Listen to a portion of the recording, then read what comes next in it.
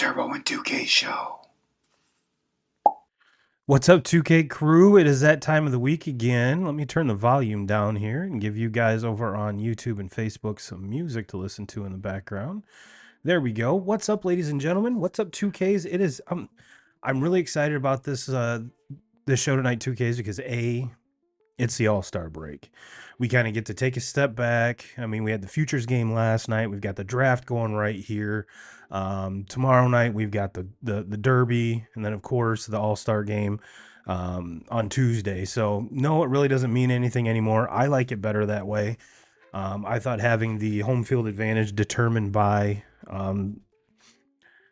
the winner of the All-Star game was kind of a sham, and I think it actually did hurt a couple teams. So I'm glad it is what it should be, just an exhibition game. But yeah, like I was telling the folks over on TikTok, we've been talking about doing this for years because we break down, we give you our picks preseason or like we did early in the season this year. And I actually went through and recorded all of our picks. So I'm super excited about that. Brandon Montgomery to the Red Sox. All right. Welcome to Boston, kid. But yeah, I'm really excited about this. We've got some news. Like I said, we're going to dig into some surprises, some disappointments so far in the first quote unquote half of the season. 2Ks, are you ready to get this party started, brother? Let's do it. All right. How was your weekend, my friend? It was good. We didn't do a whole lot, and we were due for a weekend like that. Did you golf in the Wildcat Open yesterday? Did not golf in the Wildcat. I golfed in the alumni one over at Spruce Ridge on Friday night. Oh, okay. And, decided that one night of golf this weekend was enough for me. Well, and the reason I ask is, we didn't hear from you guys this weekend, so I figured you and Chell went out Saturday morning, sweat your absolute ass off. We did not. We actually spent Saturday just sitting by the pool. I tell you what, that's way better. You can always tell when the Wildcat Open is going to be because it's the hottest fucking day of the summer. So, hands down, I'm glad nothing's changed in that aspect. But let's get started on some news here, 2Ks. Just a couple tidbits here. First off, let's start off with this is a tweet from Underdog MLB. Bryce Harper is just the 79th player in MLB history to homer against every team. And did you see which team was the last team that he had to homer against? This is Oakland. Yeah, shocking. Yeah, Oakland, yeah. I don't know if just because he hasn't played against Oakland that much, but you would think a team that terrible, Bryce would just kind of feast all over that. But it is what it is. He's gotten that out of the way. So kudos to you, Bryce. And yeah, I mean, 79 players in the entire MLB history. That's pretty cool. Yeah. That's pretty cool. Speaking of cool, let's talk. Here's a little Nolan Ryan stat. It's kind of become one of our trademarks here, 2Ks. If you don't follow Baseball History Nut at Nut History over on Twitter, you should, especially if you're a baseball fan. But it says Nolan Ryan faced 58 Red Sox batters on June 14th, 1974. That's one game. 58 batters. Striking out 19, walking 10 in a 13-inning no decision. He threw 278 pitches and struck out leadoff man Cecil Cooper 6 times. 6 times. He got the dual golden sombrero. Yeah. So, I mean... That's a rough day for Cecil. Yeah. He's sitting there going, there's no way they're running him back out. There's no way. There's absolutely no way that Ryan's coming back out because this is just not my day. I think after 4 Ks in a row, I think I might have pulled a hammy or my lower back might have tightened up a little bit. But yeah, that is a rough day at the office for sure. And in 2Ks, I don't want to sound like a Debbie Downer here, but let's continue on the kind of not so good news train here. This is from Jeff Passan. Los Angeles Dodgers right-hander Dustin May will miss the rest of the 2024 season after undergoing surgery. This is a new one for me. I had never heard of anyone tearing their esophagus. Yeah. Obviously, he's coming out. He was projected to come off of Tommy John surgery, so a huge drawback to not only him, because when he's on, he's electric. Sure. I mean, he is one of the better young arms in the game. Cannot miss him with the carrot top red flow coming out of the hat. Just, I mean, probably in any team could be a starter or a reliever. Could you imagine him just cranking it up for an inning or two? Good Lord. But yeah, I actually had to click on it to see what exactly in surgery for your esophagus was. And Yeah. I guess it was something glandular in there. It's not like he got hi-ya karate chopped or something. Sure. That's the first thing that came to my mind. Yeah. Yeah. Like, was dude in a bar fight? I mean, what? How does one get? Yeah. Normally when Yeah. you're talking about, sports injuries, stuff like that, you're worried about them, getting back and Yeah. how long is it going to be? This is more of a life-threatening injury Yeah. here. So Yeah. just glad that it sounds like everything's on the up and up and he'll be playing baseball. Going to take some time, to Yeah. recover from it, but sounds like he's going to be all right. But yeah, T's and P's go out to him. But 2K's the bigger question is, where does this leave this Dodgers pitching staff? I mean, they are just walking wounded. Yeah. Yamamoto got put on the 60-day DL today. Add on that Dustin May. Walker Buehler's just coming back, a handful of starts. Not so sure how kind of severe the lower back with Glasnow is. Maybe it was just he wanted a longer All-Star break, didn't really want to participate in any of the All-Star activities, which I get. There's plenty of people that do that. But yeah, I mean, you're looking at, and they just demoted a dude because he was getting lit the fuck up. Mm-hmm. So you think they're, on paper, this juggernaut. I mean, when we get to our picks, I mean, we all just were like, Dodgers. Yeah. But it's not shaping up that way. I mean, yes, we'll not to jump ahead, but they're still playing very, very good baseball. It's just their pitching needs to be addressed at the trade deadline here coming up soon, and they have not only the prospects but the money to make a run at any starting pitcher out there. So yeah, it's pretty much just a train wreck over there. Yeah, I mean, and that's the thing. We talked about all the big names that they have, but I think like when you compare them to the Phillies, who are, in my opinion, the best team in baseball right now, when you compare the Dodgers to them, the Phillies maybe don't have the top, they're not as top heavy as the Dodgers are, but they are a deeper team, 1 through 9, and they are maybe the best pitching team in all of baseball. Yeah. So the Dodgers are going to have to be an active team here come trade deadline time, and they're going to have to improve that pitching staff if they're going to compete with the Phillies and some of the other teams in the National League. Which is sad because both you and I are huge Glasnow fans. Mm-hmm. I mean, that kid when he's on is almost untouchable. So, yeah, Dodgers are always a team, movers, shakers at the deadline. So it'll be kind of interesting to see A, who's on the market, and B, who they target. So that we'll definitely keep an eye on that. Well, here's some good news, 2Ks. This is from MLB Pipeline. Okay, this is Ethan Holiday. Ethan Holiday, son of Matt and brother of Jackson, crushed 11 dingers during round 1 of the high school home run derby. And if I would have taken the correct tweet or the entire tweet, you would say that this would go on to say that Ethan quite possibly might be the best of the 3, which is kind of scary because Pops had a long, awesome pro career himself, probably some of the thickest quads in the game. And then obviously Jackson, very highly touted by not only the Orioles but MLB. One prospect in baseball right now. So yeah, and everyone's like, oh, he fell on his face when he came up. I don't give a fuck. He's gonna be back. Don't worry about it. So I'm not so sure how many of these Holiday kids there are, but if they keep coming up and they're this good, Matt, get on it. Give us some more because we love it. We love it. And we'll save the rest of those. You and I were talking before we went live. My Red Sox are kind of making some noise here. And this is a tweet from Jared Carabas. From Baseball is Dead and the Section 10 podcast. He says, Red Sox first 51 games, 26-25. Yankees last 51 games, 26-25. Red Sox last 49 games, 31-18, best record in baseball. Yankees first 49 games, 33-16, best record in baseball. So it's like the Red Sox sucked or played 500 in the first half or the first quarter, and really turned it on here lately, whereas the Yankees turned it on in the beginning, and now they're kind of fading. So it's going to be interesting. Well, I just wanted to throw that in there as a teaser here real quick. But is there any other news that we now you should be proud of me, 2Ks, because there was a tweet about Angel Reese that I decided, you know what, we'll give the Angel Reese Caitlin Clark a little battle here. We'll give it a break.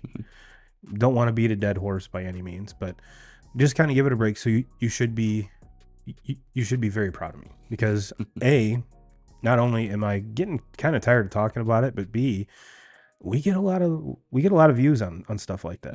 We get a lot of views on stuff like that. Well, 2Ks, let's jump to I kind of threw this in with the surprises here. Let me bring up our picks here, and I'll see if you can remember who you picked, because this was an episode. It was me, you, and Christian.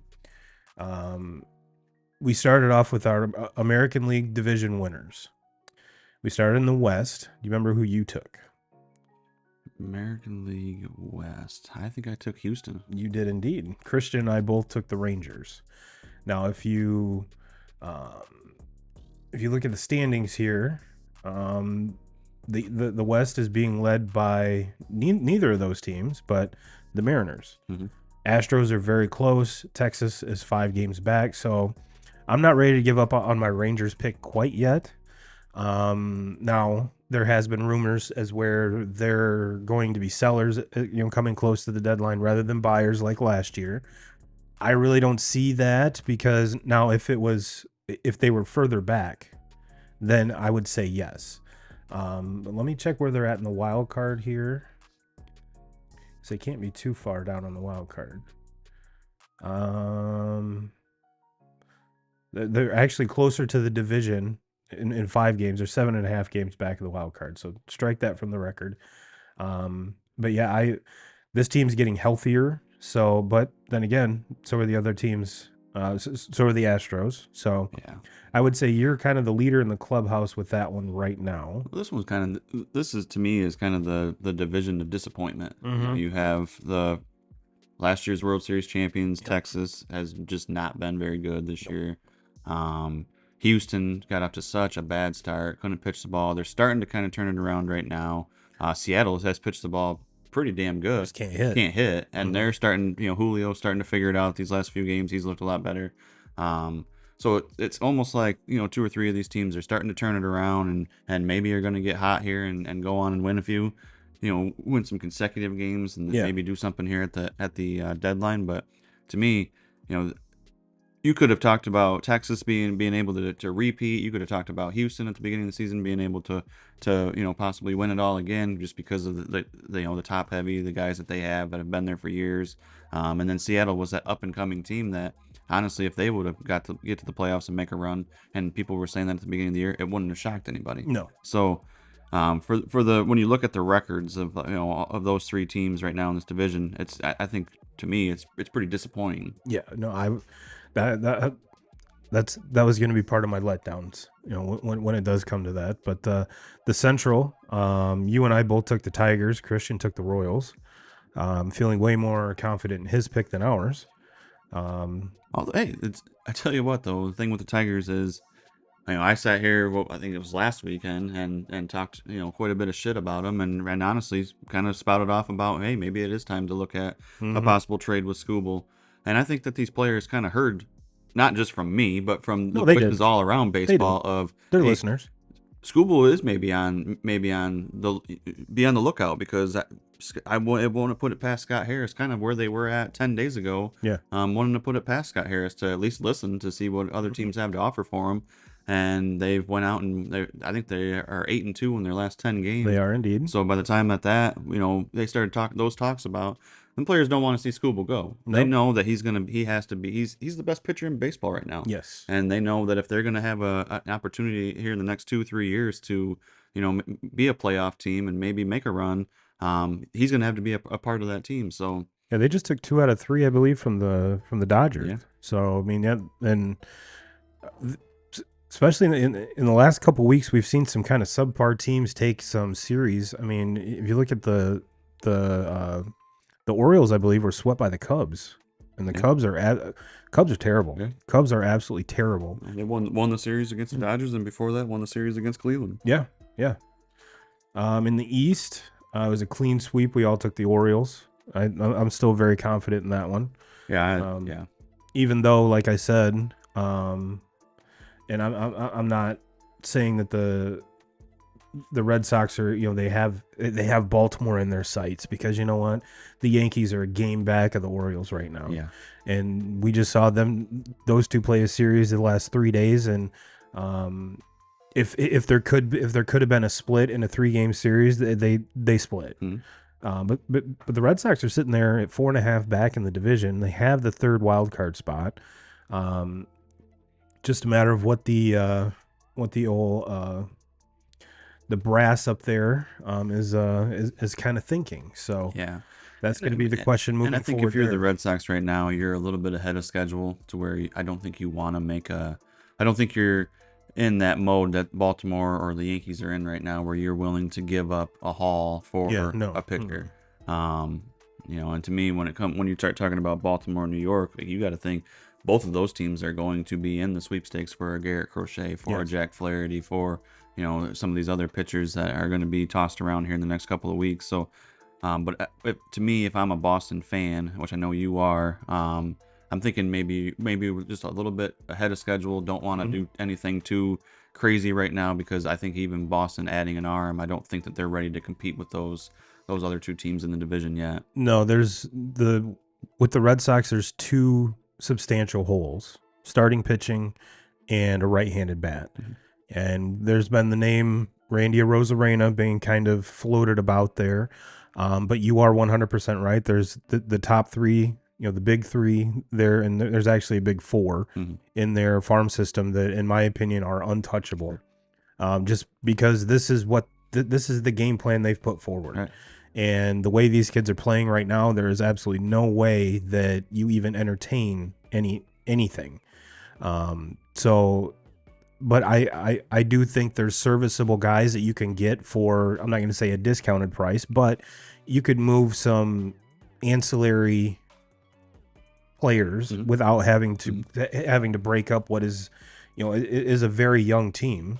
So, and would that mean, and there's been rumors of them trading the closer, Kenley Jansen, and Kenley did not help matters much by saying, yeah, I want to finish my I want to finish my career in LA with the Dodgers.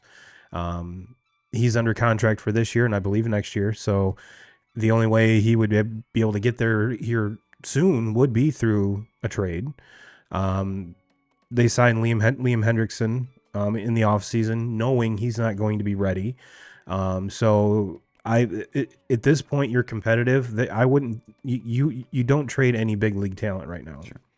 I mean, like I said, some ancillary prospects. Sure, I get it. But you're right. Leaps and bounds from where any of us even came close to thinking this team was going to be. 2Ks, your wild cards were the Rangers and the Yankees. Still like both those. Yeah. I mean, I guess to me, the shockers. Kansas City is a shocker to me. That was a good call by Christian on that one. Even Cleveland, and they're at the top right now. They're kind of a shocker to me too, that they're where they're at. Because not only a shocker, the best honestly, team, the best record in baseball as we sit today. Yeah, so that one's kind of that one has been a major shock to me. But as far as those, I'm pretty happy with those 2 picks. I think they both have, pretty good chances of getting there. I think Texas is a team that could definitely get hot, just like they did last year. Yeah. And Christian and I both had Tampa, which we can pretty much shut the door on that one. I had Houston. He had the Yankees. Still, those 2 could actually win the division, let alone the wild card. So, very very happy with that. Very happy with that. National League, the Central. You and I were on the same wavelength with the Cubs. That sucks. It's been a giant disappointment. Yeah. I mean, and it's been hitting. Yeah. Their pitching is okay. Their starting pitching has been good, aside from Liam Hendricks, because he's like 95 years old, trying to break Jamie Moyer's record. And I'm pretty sure you and I could throw harder than him right now. and we haven't thrown a baseball in quite some time. But yet, and then Christian took Pittsburgh. Mhm. Again, not as I feel better about his Pittsburgh pick than our Cubs pick by leaps and bounds. But when I was going through and listening to the episode, you were like, I know I got to take the Brewers here, but I always count them out. Mhm. I don't know why it is. I always count them out. And sure as shit, I mean, they've kind of distanced themselves in this. They've sat atop this division pretty much all year. Mhm. They have a 4.5 game lead over what we kind of left the Cardinals for dead. I mean, we thought for sure that the Cubs, they would finish at the bottom of this in this division, and they're actually, they're 4.5 back. Pittsburgh 6.5 back. Cincinnati's 8, and the Cubs are 8.5. So yeah, the Cubs have been a train wreck. Their run differential is -5. However, like I said, the Cardinals, who I believe are in a wild card spot, I have a -38 run differential 2Ks, and the Reds have a +38. So kind of interesting to see that flip flop. But yeah, our central picks did not really pan out like we thought. The East was a clean sweep, the Braves, and that was prior to the Acuna Jr. Injury. Spencer Strider had gone down at that point, unfortunately, but to lose both of those guys, and yeah, they're 8.5 back of the Phils. They're in my opinion, it's either wild card or bust for them. I don't think they can make up 8.5 against a Phillies team that's proven to be this good for this long. So even though I'm still a huge Braves fan, still a huge Acuna fan, love everything they have going on over there. But I just think losing those two guys in particular, your two stars, is just, I'm actually surprised that they're this close. Yeah. Let's take a peek at the wild card here.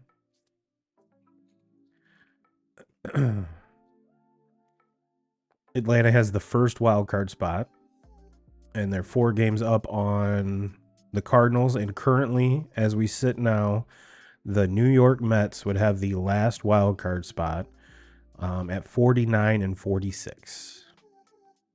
Yeah, that Mets situation is, they keep, it's like they're like a roller coaster team. They started off so bad, then they started playing really, really well and kind of got themselves back into it. Then they went on another little lull, lost more games, and then they're starting to play a lot better now. And it's going to be kind of interesting to see what they do at deadline time, because they got some pretty big contracts, some of them expiring contracts, and they're going to have some decisions to make. Yeah, and there's going to be teams that are interested in Alonso to put him in, especially not interested in him for the long haul, but interested in him for the the end of the season, to give him a middle of the lineup bat and a guy that can run into one at any time. Yes, he can be a game changer, but definitely not the numbers that we're used to seeing him putting up. Now, 2Ks, here's the conundrum with the wild card here in the National League.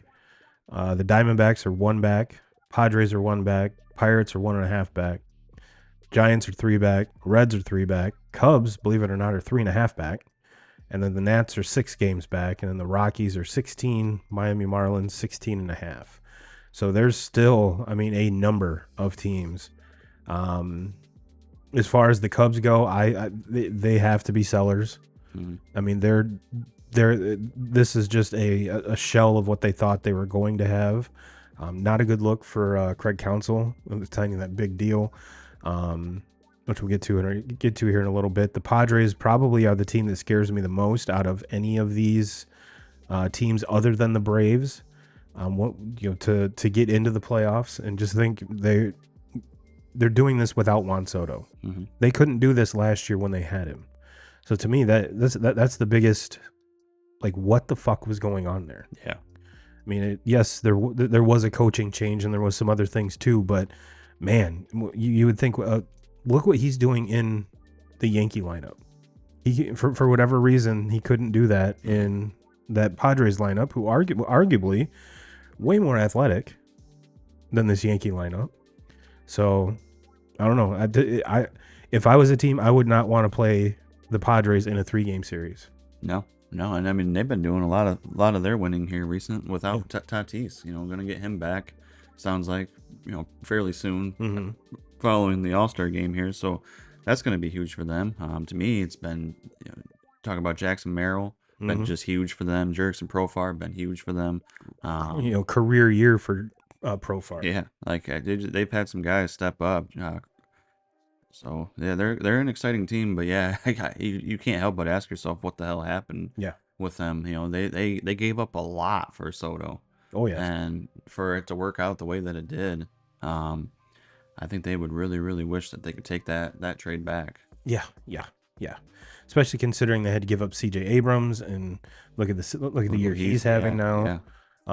Granted, would be another shortstop and a whole team full of shortstops plus Juan Soto. Hey, but that's not to me. That's not a problem. When you have No. a team full of shortstops, the thing is, shortstops can play everywhere. Yes. You can make them any position you want, with the exception of pitcher and catcher. So, I like that strategy of drafting a lot of shortstops. Just don't overpay them. Or you Like could be in the like Tigers Xander situation where Bogaerts. you don't have anybody. They never, with exception of tonight, they finally draft a fucking shortstop, but they never draft shortstops. And look at the situation that they're in. They have Javi Baez, who is fucking dog shit. Yes. But they have nobody to replace him with. No. Nobody. There is nobody that they've tried it. They've tried different people. Zach McKinstry's not the fucking answer. Strap them up, 2Ks. Creeder kid, not the answer. So it's like they have set themselves up. They keep on drafting over and over these so-called bats, potential bats, but they are corner infielders, Yeah. or a second baseman, not, and it's like, what the fuck? What is your strategy? Well, it's the old adage. You put even going back to Little League, the most athletic kids are shortstops, center fielders, and pitchers, and a lot of times it's the same kid. The same kid can play all three. So, but yeah, we getting back to this, it was a clean sweep of the West with the Dodgers. I still really like that pick. However, let's see what the lead is here now. It is 7 with the Diamondbacks and the Padres. Deadlock there at 7 back. I think that's about the most rock solid pick that we have here. Yeah. We all picked the Orioles. That's still up in the air. So that's the as far as who we picked, I think we nailed that one. Let's see, your wild card picks were the Phillies and the Brewers. If you consider we all had the Braves, Phillies Braves. I'll count that. I had the Phillies and the Pirates, and Christian had the Phillies and the Diamondbacks. And as we said, that wild card's still wide open. Still wide open. So pretty much all of those teams are in play, except for your two are leading the division right now. World Series picks. Christian had Phillies, Diamondbacks. Nope. Looking at the wrong line. He had Braves, Rangers, Braves in 6. You had Orioles, Dodgers, Orioles in 6. I have Orioles and Braves, Orioles in 7. So all those are still alive. All those are still alive. Christian's Rangers pick is probably the least confident one out of the bunch, but still, you never know. You never know. Yeah, I mean, at this time last year, nobody was banking on Texas being there. No. It's what happened. Baseball is so big, and when these teams make moves at the deadline, and it's what happens there after that deadline. Because if you get a team that's up there and they get hot, and then they're willing to add. Like last year, Texas adds 2 pitchers. Yep. What are some of these teams gonna do? And say Cleveland, goes out and makes a move and adds another arm to an already good staff that they have, or Baltimore being so as good as what they are, they add one more arm to that. Like that, a team can really separate themselves here in the next couple of weeks if they're willing to make a move and give up some some prospects in it, but. You have to make that decision of do you want to win right now and not so much worry about what's going on 5, 6, 7 years from now. Yeah, absolutely. Manager of the year, you took Brandon Hyde and Craig Counsell. That Counsell pick, I wish I could take back. Christian took Hyde and Shelton. I took Hinch and Counsell. So mine are definitely shit in the bed there. And it's not to say that AJ Hinch is doing a bad job. It's just that it's very hard to, when the AL manager of the year is in the same division. I mean, to be fucking 47-50 and with that lineup, Yeah. I mean, that lineup is dog shit. Yeah. You have, I mean, Riley Green is about the only one that I would say is a true everyday player. Yeah. The rest of them, they're just a bunch of fucking pencil marks. And you don't, I mean, they could be, as of late, the last couple of weeks, Colt Keith has started to pick it up, and he's been, very good for them. But you weren't expecting Torkelson to be playing in the fucking minors. No. Torkelson's been gone for a month, and Kerry Carpenter, another up and coming bat for them, has been injured now for over a month. So you take your two best power hitters out, and to still be at 47-50. I mean, unfortunately, I think the Tigers are going to end the season with probably a losing record. If anything, maybe they can get to a 500 record, and that's not going to win you a manager of the year. No. But with having that record with what he has, to me, it's pretty impressive.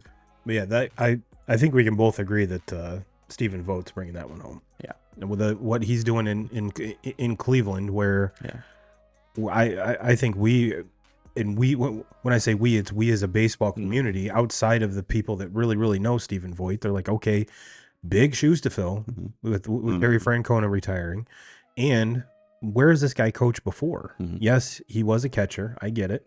Catchers make the best coaches. Get that too.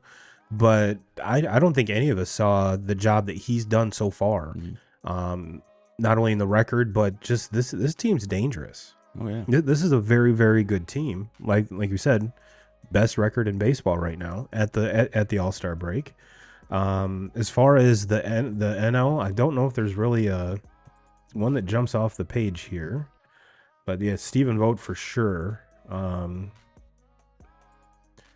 Yeah, just glancing here, there really isn't one that's just like bam. This is a lock. I mean, I guess if I was going to pick one right now, you'd have to go with Rob Thompson for Phillies manager. That'd be the one that you'd probably leader in the clubhouse right now. Totally agree. See, we did comeback player of the year next. In the NL, we all took O'Neal Cruz. I took Tyler O'Neill. You took Mike Trout. Not looking so hot for that one. Even though we were all like, such a good start. Oh yes. And Christian took Garrett Crochet. I'm not so sure that's he'd be considered in a lot of crews as the comeback player of the year, but having one hell of a year regardless. Rookie of the year, I took Langford and Yamamoto. Yamamoto has been hurt, so that one's pretty much crumble that one up and throw it away. Still kind of high on Langford right now. I mean, he's been on and off the IL. Right now, he's about as hot as any player in baseball right now. Except for the cycle a few nights ago. Yeah, so that was awesome. You took Holiday and Churio. Churio's been very, very good so far. Yeah. Unfortunately, with Holiday, I think he got called up too soon. Yeah. And I think if that doesn't happen, he probably would have been called up by now. Yeah. And maybe would have been eased in a little bit better. And now he's in a situation where he struggled so bad, and some of these other young kids for them have not struggled. They've excelled, especially the Westberg kid. And so he's kind of position locked out of there right now. But yeah, the Churio one, he's been good, but I think Merrill in San Diego. Yeah, that's and the cool part is this rookie of the year thing could change week to week. That's how dynamic a lot of these kids are, and it's just awesome to watch. Cy Young, you and I both took Skubal. Christian and I both took Glasnow. He took Corbin Burns on the AL, and you took Zach Gallen on the NL.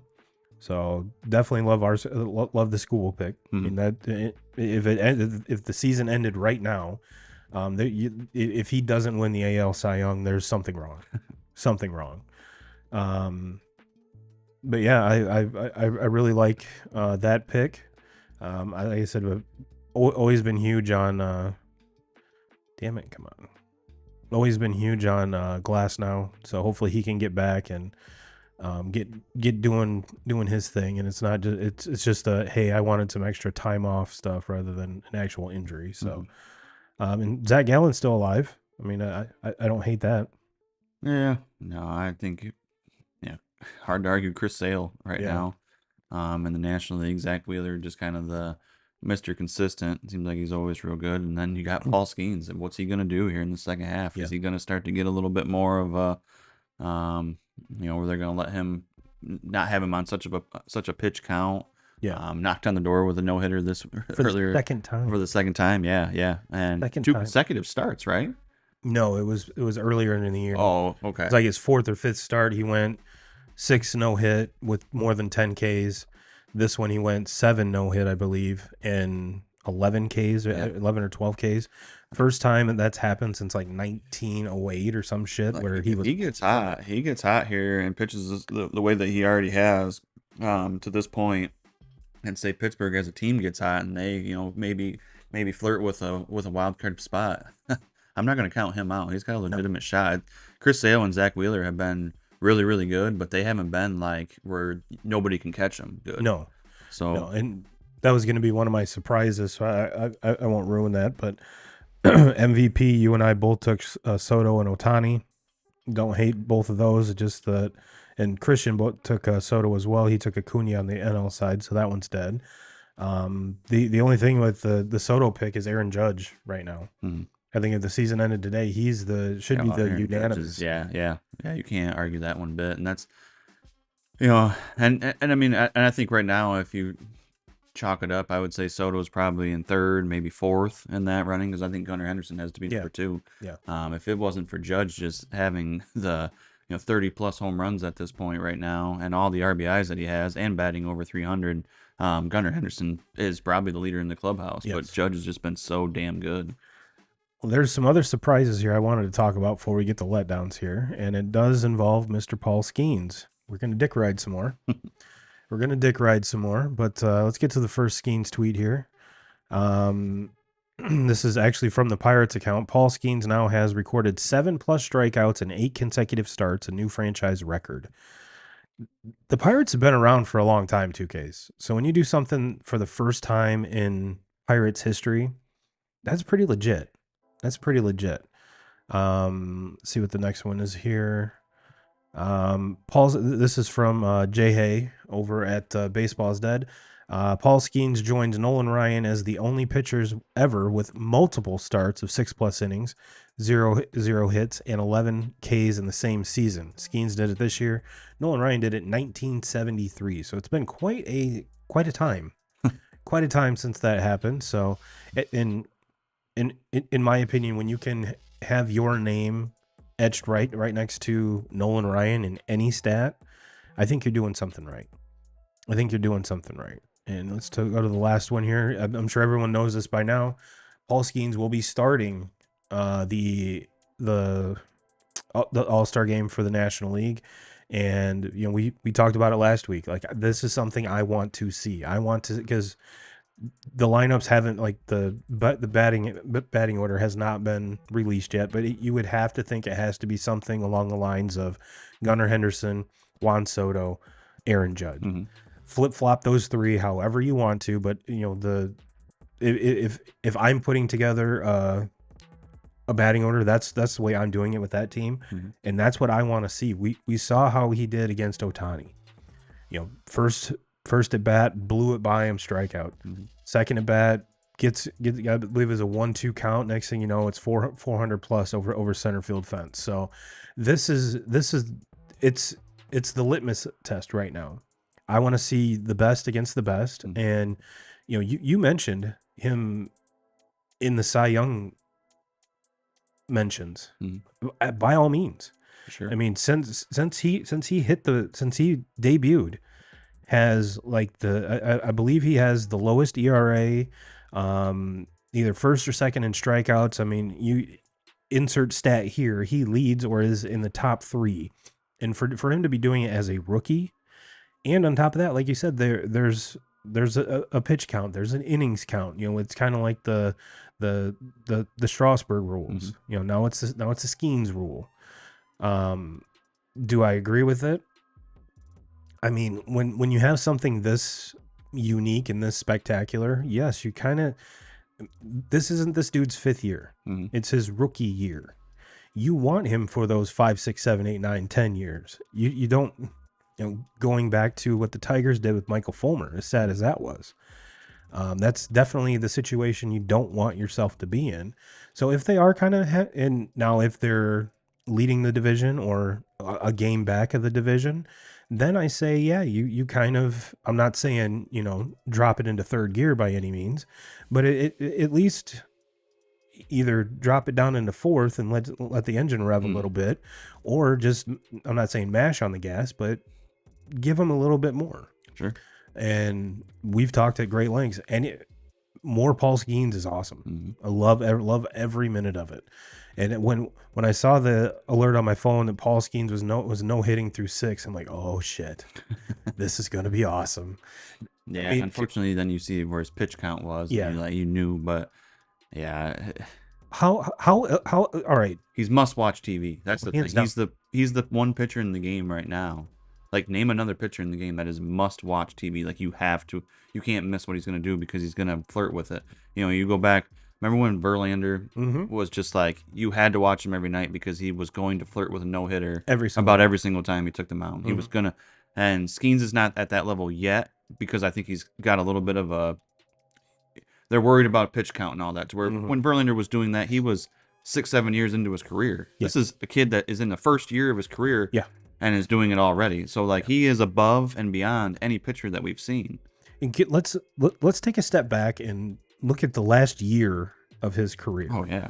Okay, we're watching the draft right now. So around about this time last year, he was taken number 1 overall. A few weeks prior to that, won the College World Series. And if that game really would have needed him, he was slated to pitch that game, or he was warming up in the bullpen. So gets a ring.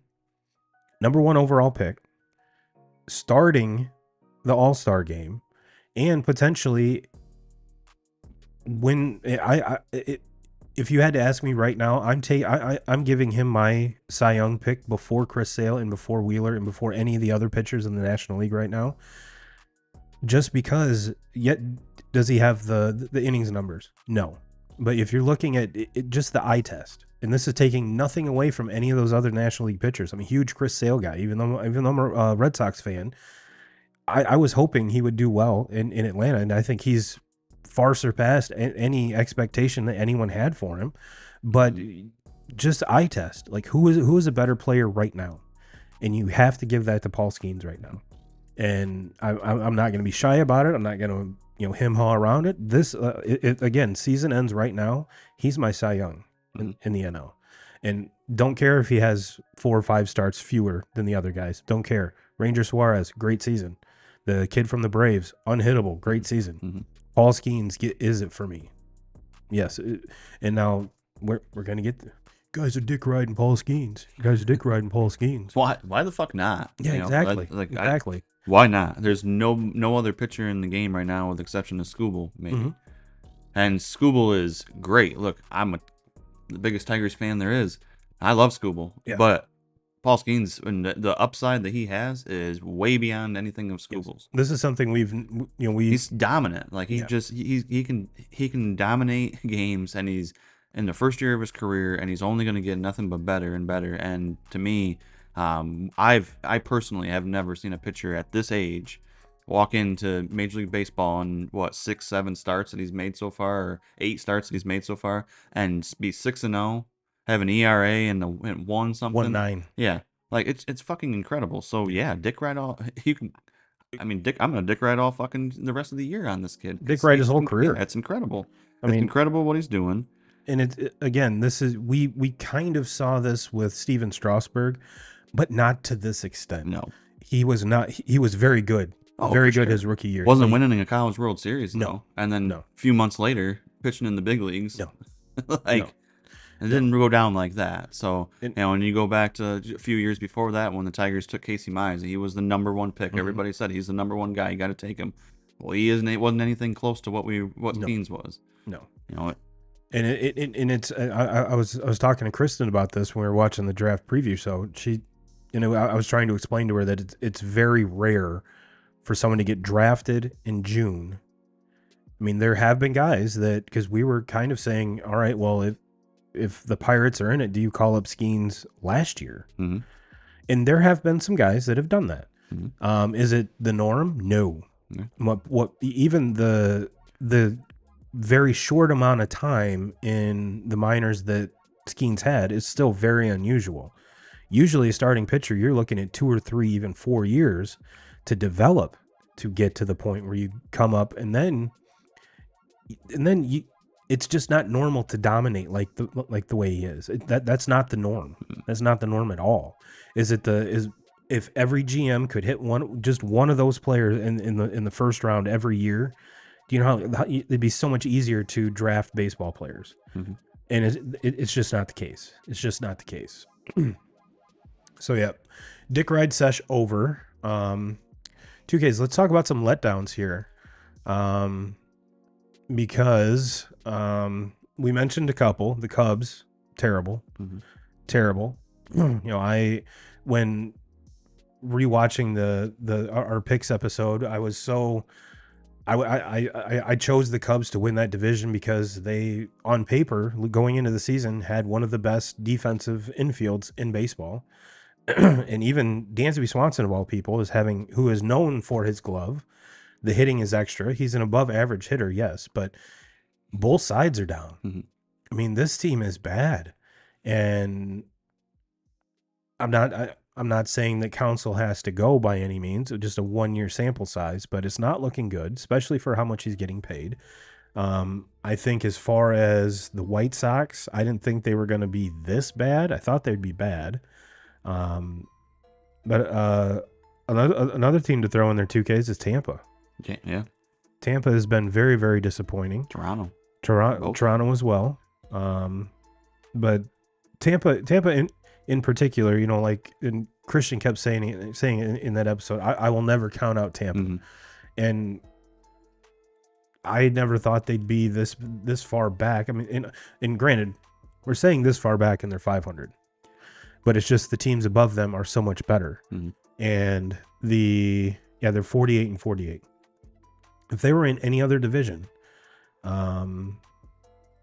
they'd be right in the mix in the West. Mm-hmm. So, but this is not your normal Tampa team. Yeah, I mean, to me, it's they're kind of coming back to reality a little bit too. I thought last year, they got off to such a good start. Yeah. And kind of separated themselves, and then it was like they just went into kind of coast mode through that second half of the season. And I kept saying all last year, like they're not that good. Like No. they got off to such a good start, but they're not a team that's going to make a run in the postseason. They're not built that way. They were built to have 2 months in the beginning of the season and be really, really good, but not built to withstand that for an entire season. They're just not built. They're not that good.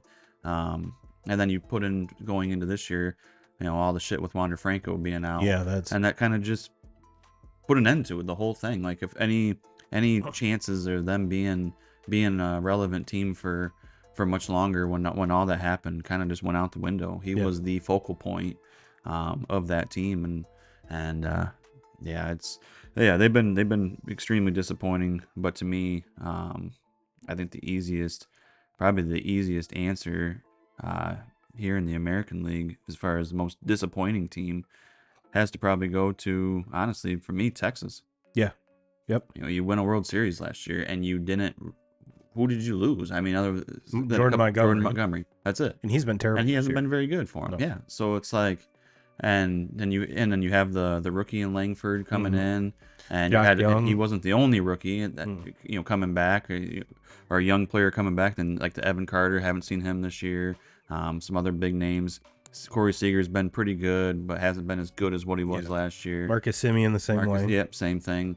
So to me, and look, they could get hot again like they did last year, but to me, they've been the most disappointing team just because I thought that they were a team that could separate themselves in this division and win it easy. Yeah. It seemed like they were just set up for let's this isn't just a 1-year thing. Mhm. I mean, when you give up that much capital to get a Max Scherzer with 2 years left, or last year and this year under contract, you expect to compete for many years. And Texas has had a long. If you look at their draft picks, I mean, their draft picks have hit time and time again.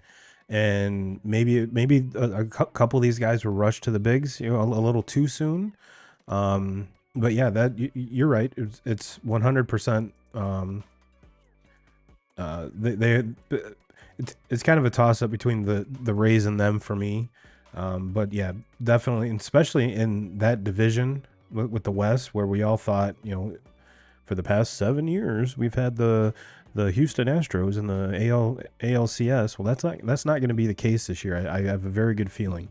But as far as the National League goes, one thing I did want to hit on it in surprises, which I forgot. To me, the Washington Nationals are a very good surprise. Does the record reflect that? No.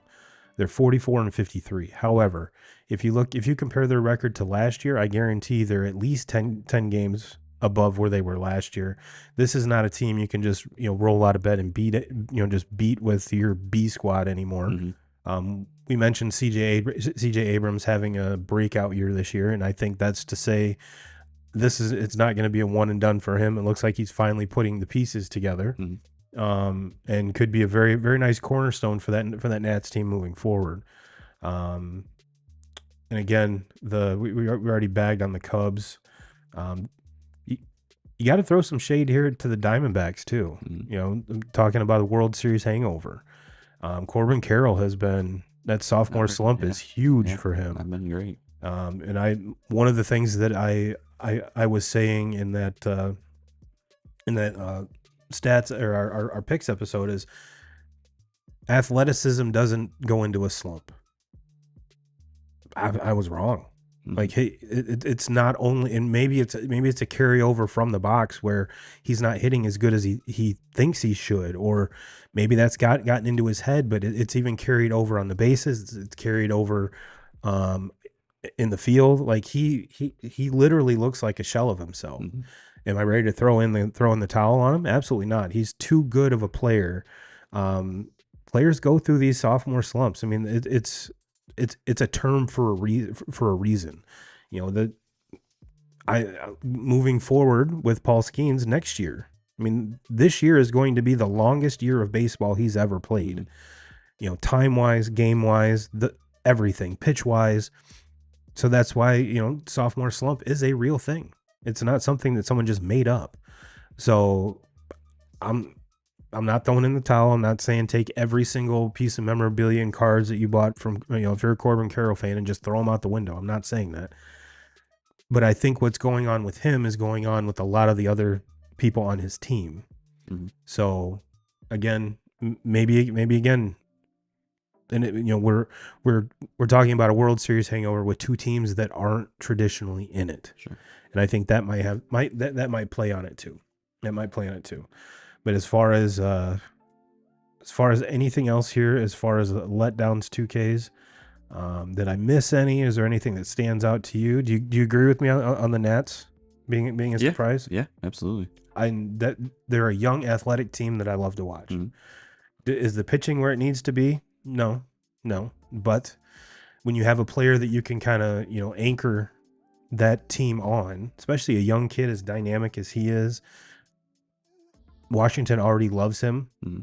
So, and the sad part is if you look at the guys that were there, Bryce Harper, Juan Soto, Max Scherzer. If you put those guys even at Scherzer's advanced age, I mean that's a squad. Mm-hmm. That's a squad. But they're not printing money like the Dodgers are, so I get it. But yeah, all right. So out of our picks, 2Ks, is there one that you didn't remember making, or is there one that you're like, damn, I should have went a complete other way? I know we kind of breezed through them, but I mean, if I could like you said earlier, when we talked about the National League Central, and I went with the Cubs and just said I always talked myself out of Milwaukee. I mean, here they do it to You me sure again, did. being at 55 and 42, going into the All-Star break, and kind of in the driver's seat to win that division this year. And as long as they stay healthy, to me they got one of the best catchers in the game, and Contreras. They got Christian Yelich kind of having his season where Bounce back year. yeah, just a great bounce back year. Spent a little bit of time on the IL, out for a little bit, and even without him, they were still able to put games together and win them. They pitched the ball well. Yeah, they Even without Corbin Carroll. Yeah. Or Corbin Burns. I mean, they're a team right now that I think have kind of. I mean, it's obviously the Dodgers and Philly, Mhm. but I think the next team in line, I would say I have more confidence in the Brewers than I do the Braves, with the injuries that the Braves have. Well, I'm glad you said that, 2Ks, because if the Brewers were in the West, they'd be one game back of the Dodgers. Mhm. The Braves would be 3 games back of the Dodgers. So there's Philly that's out here, and then there's a bunch of teams in, I guess you could say tier 2 if you want to, talk about it like that. And the Dodgers are right there, or the Brewers are right there. And I think, and it's so hard. Like, to me, I'm hard pressed to find a player and that means more to a baseball team than Ronald Acuna. So when you take him out, like you take him out of that lineup, and it puts so much more pressure on LBs. Now you have Kalenic, who was batting 8-9 for you, batting leadoff. Who just is exploding. Last year, all the power numbers of Olsen, they went down drastically. Well, I think there's a lot of that. You take Acuna out, and I think it affects everybody. Sure. If it wasn't for kind of my dark horse right now to win the National League MVP, if it wasn't for Ozuna, that team might be well behind where they could be a team that maybe would be shaky to even make a wild card spot. Yes. And Ozuna's been so good this year for them, and I think Ozuna has a really good chance of possibly winning that MVP, just because what he has going. Ohtani's incredible. I sit up here and talk about how good of a hitter that guy is all night long. But I think it's going to be really hard for a strictly DH to win the MVP. His numbers are going to have to be really, really big time. Yeah. And if Ozuna gets hot, and like he already has been, he keeps on doing, and then say he gets starts hitting a few more home runs and puts himself in there where he's in the race with Ohtani as far as home run numbers and RBI numbers. It's going to be, I think it's going to be a little bit of a race there. Well, to kind of put a bow on what you're saying there, Shohei has 29 home runs. Ozuna has 26. What's the RBI numbers there? Because Shohei, it doesn't help Shohei that with Mookie being out, you have Ohtani batting leadoff now, and I think that hurts him RBI wise. Ozuna is second in all of baseball behind Judge, and Ohtani is sixth, 77 to 69. Yeah, Ohtani's stolen base numbers are big though, because you don't think of him being much of a base stealer. Kind of the thing that shocks me about Ozuna here, 2Ks, is he's batting 303, where Ohtani's at 316. Yeah, and I was looking earlier, you can get him at plus 2,500 for MVP right now. The only thing that's going to stop him from winning MVP is what happened off the field. Sure. That is hands down. MLB will not let that happen. Unless he goes on an absolute tear and there is no other candidate that even comes close. Right. And if it's kind of a coin flip like this, there is no way that's coming up Ozuna. Just because, I mean, granted, it was in the past, whatever. Baseball does not see it like that. Look, I'm not sitting up here and condoning anything that was done in his past, but my thing is, like, if you're going to hold that kind of shit against him, why the fuck is he even playing in the first place? Yep. Shouldn't be in the league. If you have that big of an issue with the guy, he shouldn't be in the league. If he's in the league and he's playing right now and the head's been down, he hasn't been in trouble, and he's putting up these kind of numbers. If his numbers are what they are now and they're similar to Ohtani at the end of the season, and unfortunately with Mookie Betts' injury, Mookie probably runs away with his award if he's healthy. But with Mookie not being there, and these two I'm probably giving the nod to Ozuna just because he plays the field. Yeah, that's a big deal to me. Oh yeah. But no, it would be. Let's see. Yeah. Ozuna's played in 95 games. Ohtani's 94. They technically have Ozuna listed as a DH. Even though you're right, he does play in the field occasionally, whereas Ohtani just doesn't. Mm-hmm. Let's see. Actually, Alec Baum is just ahead of Ohtani in RBIs. Mm-hmm. Interesting. And yeah, just to give you the distance between Aaron Judge and Juan Soto. Judge has 85 RBIs. Soto has 66. And with the home run numbers, well, here to your point about Christian Yelich, he's second in baseball in batting average, just behind Stephen Kwan. Bobby Witt Jr. entered the All-Star break at 323 for third. Ohtani is 316 at 4, ahead of Luis Arias. So let's see here. The home runs. Give me the leaders. Nope, don't want to click on a personal loan ad. Damn it. These fucking ads. Get out of here. Bryce Harper's numbers got to be right up there too, as far as for MVP. Yeah.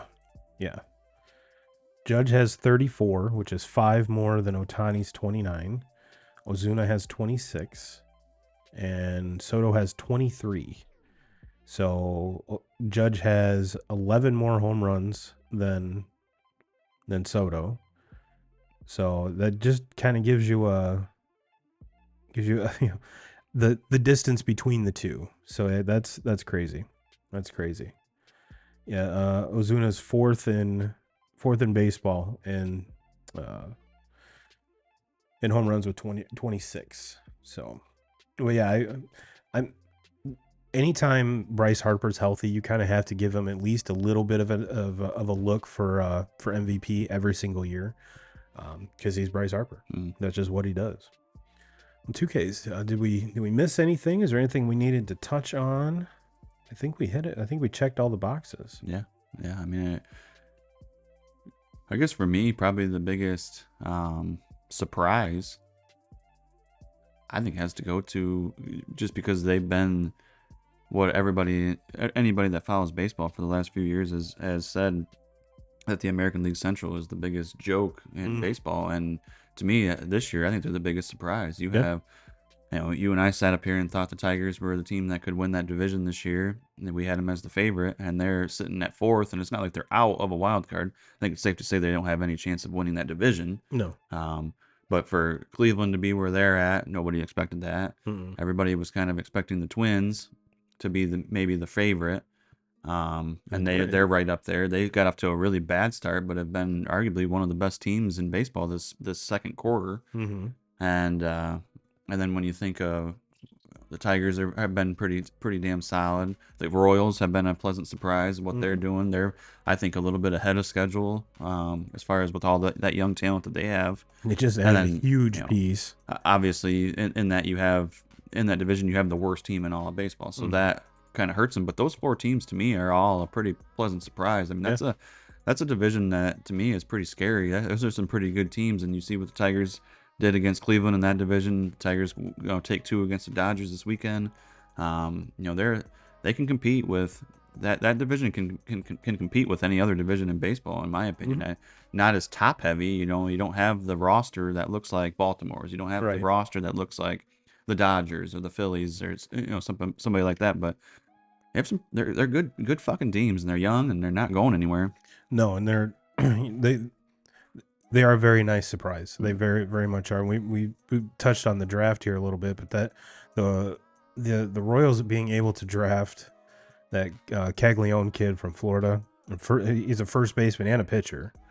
Have a very good feeling the pitching side is going to have to go by the wayside, just because they were talking about how if he didn't swing and miss as much, he probably would have went number 1 overall. But you're talking about a dude that I believe he's the only guy in SEC history to hit back-to-back 30 home run years.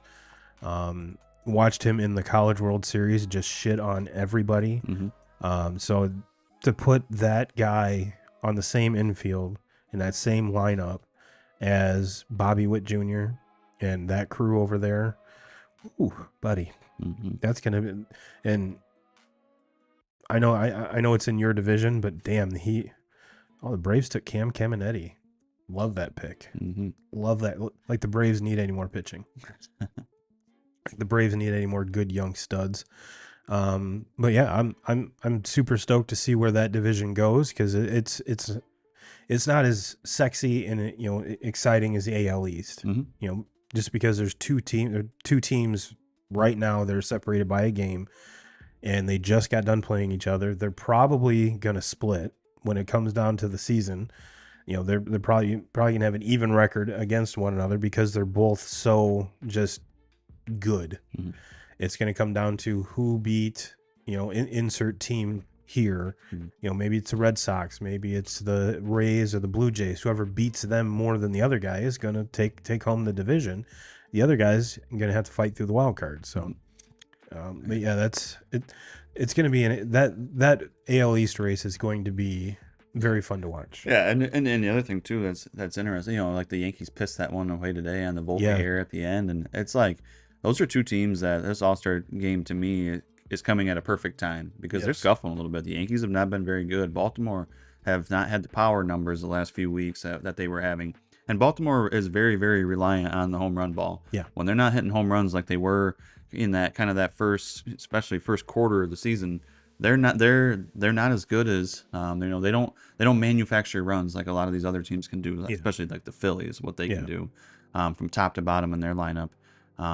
So that, to me, the All-Star game's coming at a perfect time for those two. They can kind of recoup a little bit and then hopefully get back to, well, you might not be saying hopefully, but I'm just saying in general for all of baseball, hopefully they can get it back to going a little bit and start playing kind of the way that they're capable of playing, and they haven't played to that level these last few weeks, either one of those teams. Well, the Yankees, it goes back. It's quite a few, since they left Boston. Yeah, and maybe it was the curse of Alex Verdugo because he was one of the reasons why they lost. It was either today or yesterday. Ball hit to him and he falls down, and now there's anonymous players within the locker room saying that he's lazy, he doesn't run shit out, and it's like, well, Red Sox fans have been saying that for quite a not me personally. I was always a huge, just because I liked his personality. But Red Sox fans have seen that since he got over here. So we tried to tell you. But since he came back to Boston, hit a home run, pimped it out, and then once the Red Sox went to New York, I think it was game 1 or game 2 of that series, or game 1, I believe, he hit a home run, pimped it out again. Then Devers hit one, pimped him down to first. And so that the Yankees have been, I'm not, I want to say the record wise have been the worst team in baseball in that span. Since I want to say it was early in June, but they've had the worst record since that series in Boston till now. So yeah, as far as needing the rest, yeah, and Carlos Rodon is probably the number one guy on that team that needs the rest. That dude has been absolutely terrible. We talked about them needing to bolster the pitching staff. They didn't listen. Then we said, well, they're just going to outslug everybody. I mean, that's what that team is set up to do. Well, they're not doing that either. That Gill kid, pleasant surprise if you're a Yankee fan. That kid's a stud. Oh, absolutely. But where do you go from there? Garrett Cole has been a shell of himself since he came off the IL. Did he come back a little early? Who knows? Is that is the elbow still chirping a little bit? Not sure. But his ERA is up around 6 since he came back. So he's not, the Garrett Cole we're used to, the reigning Cy Young Award winner Garrett Cole. And the bullpen has been not nearly as dominant as we've seen a lot of Yankee teams. So I don't know. It might come down to starting pitching to win that division, and I'm taking the Orioles hands down every single time when it comes to that. The rosters, I think, are, as far as hitting, they're pretty balanced. I think the Orioles are far more athletic than the Yankees. But again, going to be super fun to watch coming down the pike here. I can't wait. All right. Well, 2Ks, I think we totally forgot about a top 5 for this week. So You have Oh, to I had tune a in. lot going on. Yeah. Last day of baseball until the All-Star break, and yeah, so a lot going on. Well, next week you want to try to guess the picks of Yeah, where game day will yeah, be. yeah. And in other college football Yeah. news, NCAA college football comes out. If you Is that pre-ordered it, tomorrow? if you pre-ordered it, you can play it tomorrow at, I think it's at 4 o'clock is when you can actually will be able to play it. And then for people that are not pre-ordering it, they can buy it on Friday. Mm. Um, Why would you not pre-order it? well, you had to pay a little bit more money to pre-order because you had to buy they find ways Oh, sure. to wrap you up and get you into it. You have to pay a little bit more money for that, which I did. Well, Um, they've only been working on this game for like 2 decades. yeah, So yeah, I'm sure it's kind of expensive right now. yeah. So I wanted to call into work for this fucking day. I mean, that's how excited I am for it. But then I found out that you can't play it until 4, so I'll go to work then. Yeah. And No, I just happened to get out of work at 4, so it works out perfect.